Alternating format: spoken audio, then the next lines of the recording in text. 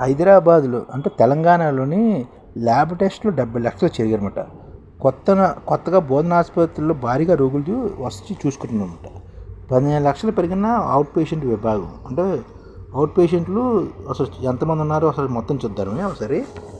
ఇప్పుడు ఇంతమంది కన్నా ఇప్పుడు 15 అంటే 2 ఏళ్ళలో 15 లక్షల మంది పెరిగారన్నమాట. రాష్ట్రంలో కొత్తగా ఏర్పాటైన ప్రభుత్వ కళాశాలలు వాటి అనుబంధ ఆసుపత్రులపై రోగుల నమ్మకం బాగా పెరిగింది. స్పెషాలిటీ సేవలు అందుబాటులోకి రావడంతో కొత్త బోధన ఆసుపత్రులు రోగుల తాకిడి పెరిగిందనమాట. 2 ఏళ్ళు అవుట్ పేషెంట్ సంఖ్య ఏకంగా 15 లక్షలు పెరగడం గమనమాట. ఇన్పేషెంట్ సంఖ్య కూడా బాగా పెరిగింది.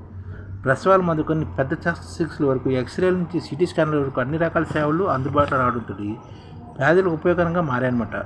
2022-23లో మంచిర్యాల, రామగుండం, జగిత్యాల, వనపర్తి, నాగర్ కర్నూలు, మహబూబాబాదు, భద్రాద్రి కొత్తగూడెం, సంగారెడ్డితో మొత్తం 8 వైద్య కళాశాలను ఆనాటి ప్రభుత్వం ఏర్పాటు చేసింది.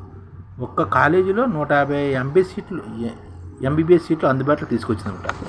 అనంతరం 2023-24 కామారెడ్డి, కరీంనగర్, ఖమ్మం, జయశంకర్, భూపాలపల్లి, ఆసిఫాబాదు, నిర్మలు, రాజన్న సిరిసిల్ల, వికారాబాద్, జనగాం జిల్లాలో కొత్తగా మరో 9 వైద్య కళాశాలలు ఏర్పరిచింది.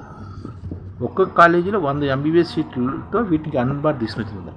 అనంతరం కాంగ్రెస్ ప్రభుత్వం ఆయా కళాశాలలో అవసరమైన మౌలిక సదుపాయాలు కూడా కల్పించింది. అంటే అప్పుడు బీఆర్ఎస్ ప్రభుత్వం కృషి చేసింది, ఈరోజు ఇప్పుడు కాంగ్రెస్ ప్రభుత్వం కూడా బాగానే పనిచేస్తుంది. దానివల్ల 17 వైద్య కళాశాలకు అనుబంధంగా బోధనా ఆసుపత్రులు ఏర్పడ్డాయన్నమాట. జాతీయ వైద్య కమిషన్ నిబంధనల మేరకు ఒక్కో ఆసుపత్రిలో పడకల సంఖ్య 300 పెంచారు. అందుకనే 2 ఏళ్ళలో 70 లక్షల ల్యాబ్ టెస్టులు కూడా జరిగాయన్నమాట. ఇప్పుడు 17 బోధనా ఆసుపత్రుల సేవల తీరు ఎలాగో చూస్తే, అవుట్ పేషెంట్లు గతంలోని 26 లక్షలు ఉంటే ఇప్పుడు 46 లక్షలు పెరిగారు. ఇన్ పేషెంట్లు గతంలో 3,40,000 ఉంటే ఈరోజు 4,18,000 ఇన్ పేషెంట్లు అయ్యారు. పెద్ద శస్త్రచికిత్సలు గతంలోని 38,230 జరిగితే ఇప్పుడు 52,146 జరుగుతున్నాయి. చిన్న శస్త్రచికిత్సలు అంటే చిన్న సర్జరీలు 17,199 గతంలో జరిగితే ఇప్పుడు అంటే 89,374 వరకు చిన్న శస్త్రచికిత్సలు జరుగుతున్నాయి. ప్రసవాలు గతంలోని 58,829 జరిగితే ఇప్పుడు 65,442 జరుగుతున్నాయి. ల్యాబ్ టెస్టులు గతంలో 27,000 జరిగేవి, ఇప్పుడు దాదాపు 70 లక్షల ల్యాబ్ టెస్టులు జరుగుతున్నాయన్నమాట. ఈసీజీలు గతంలో 59,113 జరిగాయి, ఇప్పుడు దాదాపుగా 2.5 లక్షలు ఈసీజీలు చేస్తున్నారన్నమాట. అల్ట్రాసౌండ్ స్కానింగ్లు గతంలో 1,43,000 జరిగాయి, ఇప్పుడు 4,54,000 వరకు జరుగుతున్నాయి. ఎక్స్రేలు గతంలో 1,36,000 ఉండేవి, ఇప్పుడు 3,59,000 ఎక్స్రేలు చేస్తున్నారు. సిటీ స్కాన్లు గతంలో 18,790 వరకు ఉండేవి, ఇప్పుడు 45,196 సిటీ స్కాన్లు జరుగుతున్నాయి. 2027 వరకు టీవీవీ పరిధిలో ఉన్న ఈ 17 ఆసుపత్రుల్లో ఓపీ, ఐపీ మామూలుగా ఉండేది. అయితే డిఎంఈ పరిధిలో రాగానే వాటి సంఖ్య దాదాపు రెట్టింపైందన్నమాట. అలాగే గ్రామీణ ప్రాంతాలు మరింత ప్రయోజనం అనమాట. ఇలాగా గ్రామీణ గిరిజన ప్రాంతాలు ఏర్పడిన బోధనా ఆసుపత్రులతో అక్కడ పేద గిరిజన ప్రజలు మెరుగైన వైద్యాలు అందుబాటులోకి వచ్చాయన్నమాట. ఉదాహరణకు గిరిజనులు ఎక్కువగా ఉండే మహబూబాబాదు ప్రాంతంలో వైద్య కళాశాల ఏర్పాటైన తర్వాత ఓపీ, ఐపీ 2 ఏళ్ళలోనే రెట్టింపైంది. 2021లోనే అక్కడ 1,65,000 మంది ఓపీలు రాగా 2024 నాటికి 3,18,000 పెరిగిందన్నమాట. గతంలో 3,000 లోపు సర్జరీలు జరగగా ఇప్పుడు సంఖ్య దాదాపు 5,000కు నమోదవుతుంది. మిగతా జిల్లాలను ఇలాగ సంఖ్య పెరిగింది. అలాగే వీటితో పాటు కొన్ని కాలేజీల ఆసుపత్రులు రెగ్యులర్ ప్రిన్సిపల్, సూపరింటెండెంట్లు లేక ఇన్ఛార్జీలతో నెట్టుకొస్తున్నాయి. పూర్తి స్థాయిలో అధ్యాపకులు లేరు. ఇలాంటి సమస్యను పరిష్కరిస్తే వైద్య సేవలు మరింతగా విస్తృతం అవుతాయన్నమాట.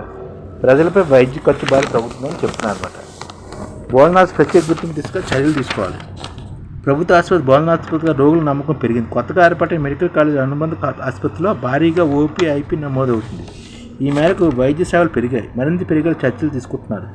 బోధన ఆసుపత్రి ప్రత్యేక గుర్తింపు ఇచ్చే దిశగా చర్యలు తీసుకుంటున్నారు.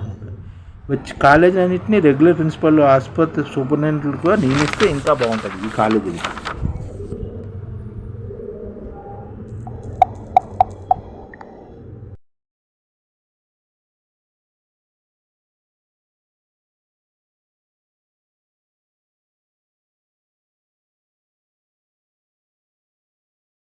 ఈ ఛానల్ ముఖ్య ఉద్దేశం ఏంటంటే, మన తెలుగు రాష్ట్రాల్లో 1 కోటి మందికి సంఘటిత రంగాల్లో ఏ విధంగా ఉద్యోగాలు ఇవ్వవచ్చు, కనీస నెల జీతం 30,000 వరకు ఏ విధంగా ఇవ్వవచ్చు, ఏ విధంగా చేస్తే ఉద్యోగాలు సృష్టించబడతాయో వివరిస్తూ ఈ ఛానల్ వీడియోలు వస్తాయి. అలాంటి వీడియోలు మీకు కావాలంటే మన ఐడిఎఫ్ భాస్కర్ ఛానల్ని సబ్స్క్రైబ్ చేసుకోండి. ఐడిఎఫ్ అంటే ఇండియన్ డెవలప్మెంట్ ఫోర్స్. ఈ వీడియోలు చూసిన తర్వాత మీకు నచ్చితే లైక్ చేయండి, మీ ఫ్యామిలీ మెంబర్స్కి షేర్ చేయండి మరియు మీ ఫ్రెండ్స్కి షేర్ చేయండి. Thank you. నమస్కారం.